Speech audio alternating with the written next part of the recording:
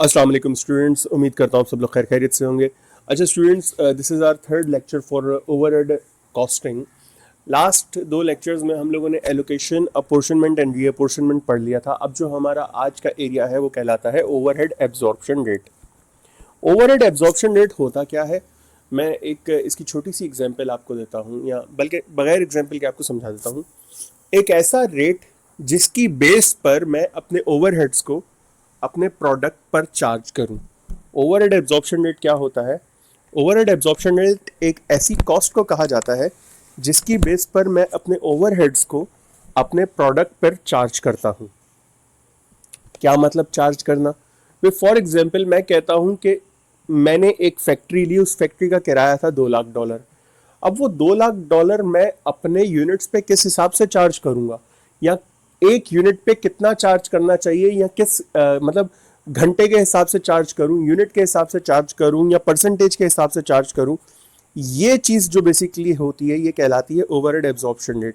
कि एक यूनिट पे कितना परसेंट, कितना डॉलर जो है वो चार्ज होना चाहिए है ओवरहेड्स का। ये जो पर यूनिट कॉस्ट आ जाती है ओवरहेड की, इसे कहा जाता है overhead absorption rate. Absorption rate या ओवरहेड एब्जॉर्प्शन रेट क्या होता है? Is the rate based on which overheads are charge और एब्जॉर्ब टू द प्रोडक्ट। एक ऐसा रेट जिसकी बुनियाद पर मैं अपने ओवरहेड्स को अपने प्रोडक्ट पर चार्ज करता हूं या एब्जॉर्ब करता हूं, उसे कहा जाता है ओवरहेड एब्जॉर्प्शन रेट।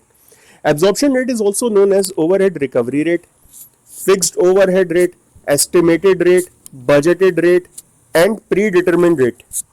ये सारी चीजें एक ही चीज के नाम है, सारे नाम एक ही चीज के नाम है। एग्जामिनर इसमें से कोई भी वर्ड यूज कर सकता है आपको एग्जामिन करने के लिए। और ये कैलकुलेट कैसे होता है? ये कैलकुलेट होता है budgeted overheads divided by budgeted level of activity. Budgeted overheads क्या थे? जो हमने अभी तीन चीजें की, एलोकेशन प्लस अपोर्शनमेंट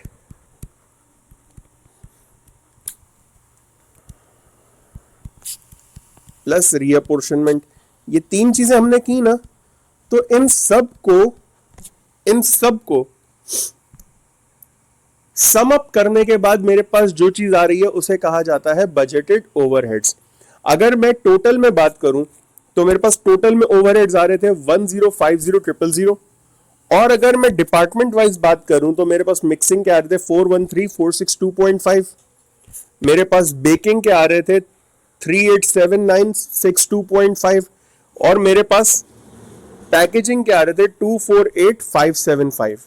ये तीन अलग अलग ओवरहेड्स आ रहे थे मेरे पास। देखो, पहली चीज थी मेरे पास एलोकेशन, जो मेरे पास इनडायरेक्ट मटेरियल और इनडायरेक्ट लेबर दिया हुआ था। फिर मैंने अपोर्शनमेंट की, अपोर्शनमेंट करके मेरे पास एक आंसर आया, और फिर मैंने रीअपोर्शनमेंट की तो मेरे पास रीअपोर्शन ओवरहेड्स टोटल करके कितने आ गए मेरे पास? 413462.5 for mixing, 387962.5 for baking and 248575 for packaging. ये तीन मेरे पास डिपार्टमेंट वाइज ओवरहेड्स आ गए। और फैक्ट्री के जो टोटल ओवरहेड्स थे वो कितने थे मेरे पास? 1050,000, जो कि शुरू से थे मेरे पास। अब एक 1050,000 को किस तरीके से हम अपने प्रोडक्ट पे चार्ज करेंगे, उसके कुछ डिफरेंट लेवल ऑफ एक्टिविटीज होती हैं। लेवल ऑफ एक्टिविटी मैं पर यूनिट के हिसाब से भी कर सकता हूं, यानी कि budgeted overheads divided by budgeted units produced. ये पर लेबर आवर भी हो सकता है, budgeted overheads divided by budgeted labour hours. ये पर मशीन आवर्स भी हो सकता है, budgeted overheads divided by budgeted machine hours.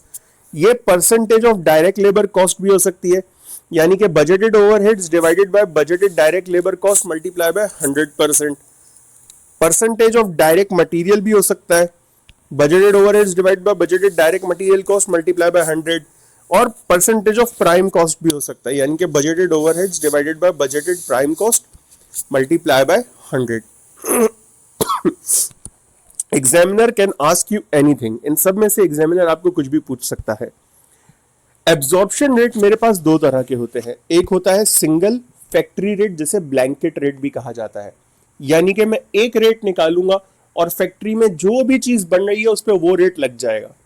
मैं एक रेट निकालूंगा और फैक्ट्री में जो भी चीज बन रही है उस पर वो रेट लग जाएगा। ये कहलाता है फैक्ट्री रेट या फिर blanket rate. Absorption rate is calculated for the entire factory regardless of the departments involved in the production. सवाल करके देखते हैं, आप सबको समझ आ जाएगा. ABC estimates the overheads to be 1050,000 for the current year with an estimated production of 500,000 units for the year. मतलब ABC PLC ने एस्टिमेट क्या किया, हम लोगों ने ऊपर अभी एस्टिमेट किया था ना 1050,000. इसी सवाल को कंटिन्यूएशन में लेके चल रहे हैं. ABC estimates the overheads to be 1050,000 for the current year with an estimated production of 500,000 units for the year. Calculate OAR. OAR आप निकालेंगे किस तरीके से, 1050,000 डिवाइडेड बाय 500,000, तो ये आ जाएगा मेरे पास $2.1 पर कपकेक. तो मेरा फैक्ट्री ओवरहेड कितना आ गया, $2.1 पर कपकेक. अब आते हैं सेपरेट डिपार्टमेंटल रेट पर. डिपार्टमेंटल रेट क्या होता है कि हर डिपार्टमेंट का अपना एक OAR निकलेगा. हर डिपार्टमेंट का अपना एक OAR निकलेगा. अब आप चाहो तो डिपार्टमेंट का OAR आप लेवल ऑफ एक्टिविटी चेंज कर सकते हो. डिपार्टमेंट के OAR के लिए आप लेवल ऑफ एक्टिविटी चेंज कर सकते हो.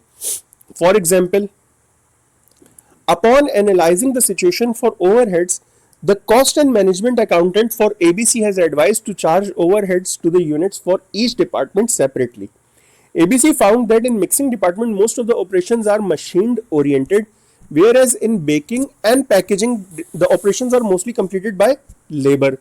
Therefore, ABC decides to charge overheads on the following basis. ये following basis क्या है भाई, ये देख लेते हैं. मिक्सिंग डिपार्टमेंट में जो ओवरहेड्स लगेंगे उसमें लेवल ऑफ एक्टिविटी क्या है मेरे पास, मशीन आवर्स. बेकिंग में लेबर आवर्स और पैकेजिंग में लेबर आवर्स. इस तरीके से हम ये काम करेंगे. अच्छा, इत्तेफाक ऐसा है कि तीनों में एक ही जितना टाइम लग रहा है, यानी कि 0.25 आवर्स पर यूनिट. तो मेरे पास सबसे पहले मैं निकाल दूंगा level of activity for these 3 department. तो अगर मुझे मिक्सिंग की लेवल ऑफ एक्टिविटी चाहिए हो तो कितनी होगी, 0.25 इंटू 500,000. इत्तेफाक है कि बेकिंग और पैकेजिंग की भी यही है. तो ये कितनी हो जाएगी तीनों की लेवल ऑफ एक्टिविटी,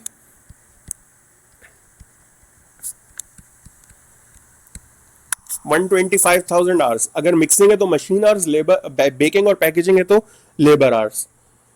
ओवरहेड्स निकालते हैं तीनों के, 413,462.5 जो कि हमारे पास मिक्सिंग के ओवरहेड्स हैं, डिवाइडेड बाय 125,000. तो मेरे पास ये आ रहा है $3.3077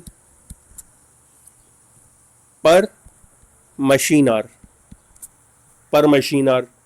अच्छा, अब आते हैं बेकिंग पर. बेकिंग का है मेरे पास 387,962.5 डिवाइडेड बाय 125,000. तो ये आ रहा है $3.1037 पर लेबर आवर. अच्छा, अब आखिरी है हमारे पास पैकेजिंग. पैकेजिंग के ओवरहेड्स है मेरे पास 248,575 डिवाइडेड बाय 125,000. तो ये आ रहा है मेरे पास $1.9886 पर लेबर आवर. अब देखा जाए तो आप लोग तो ये बोलोगे कि सर मेरा टोटल तो आ रहा था 2.1 पर यूनिट, अगर हम इन तीनों को ऐड करें तो 2.1 तो नहीं आ रहा, क्योंकि यहां पर लिखा हुआ है to reconcile with factory OAR as well. तो मुझे रिकंसाइल करना है फैक्ट्री ओवरहेड के साथ भी. किस तरह से करेंगे, अब देखो मिक्सिंग का OAR कितना है, 3.3077. ये पर मशीन आर है. ये एक मशीन का घंटा अगर मैं इस्तेमाल करूं तो मेरे मिक्सिंग डिपार्टमेंट में इतना ओवरहेड आता है, लेकिन मेरे एक यूनिट पर कितना लग रहा है, 0.25 मशीन आवर लग रहे हैं. तो मिक्सिंग का एक डिपार्टमेंट का कितना हो गया, बल्कि तीनों का एक ही साथ निकालते हैं, 3.1037 मल्टीप्लाई बाय 0.25 लेबर आवर और 1.9886 मल्टीप्लाई बाय 0.25, तो ये आ रहा है मेरे पास 0.49715,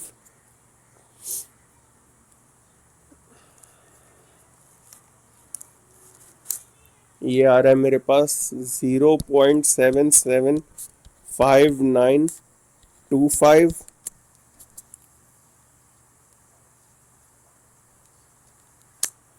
और ये आ रहा है मेरे पास 826925, ये आ गया। अब इन तीनों को मैं कर दूंगा ऐड,